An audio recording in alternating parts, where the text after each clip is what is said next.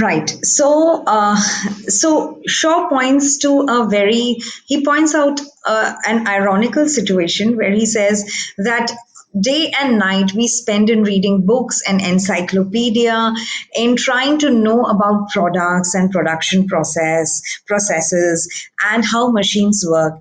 And the irony is that these books are written by those people who do not produce anything, because the ones who produce these things will not write the books, and the researchers are not actually into production. So everyone is cut off or isolated from the other. Each is isolated from the other. And what this brings about is a kind of lethargy in the individual. Now Shaw looks at this companionship with the machine, because today's man has only the machine for his company. So Shaw looks at this companionship as a boring kind of companionship, because after all, the machine is an inanimate entity. And also, because you're doing repetitive work every day, you're doing the same thing over and over and over. If you remember this picture, where you can see this is an assembly line, and every woman who is standing here must be doing the same thing for 8 hours, that is, which is her shift, and day after day, month after month, year after year. So when this happens, you are alienated at the workplace. You don't enjoy working.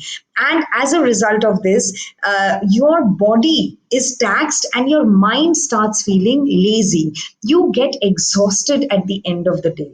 Now, if you were doing something which you really like, which you're really passionate about, you wouldn't feel the exhaustion. That is Shaw's argument. So what happens is that at the end of the day, when this person returns home from work, they don't want to do anything else except maybe watching cinema or engaging in something absolutely useless, something which is not taxing on the mind. So Shaw also looks at it as detrimental for human development, because we have left pursuing hobbies, arts, and skills that we enjoy doing, because this capitalist economy and the system which is governed by capitalism is draining us of all our abilities. And Shaw also goes on to say that in that sense, then rural and tribal communities are faring much better than urban people, because industry hasn't touched those communities. And in those communities, the economy is still self sustaining and self sufficient. And a single person is aware of a lot of things, and a single person is a multitasker. And there is no disuse of mental faculties in tribal and rural communities, and that's the reason they are probably happier, they are more optimistic, they are more motivated, and they are more intellectually competent than people living in cities, because rural people and tribal people are not engaged in the same boring work day after day as urban people. Also, when you are engaged in the same work, you also tend to feel depressed, not only lethargic but also depressed.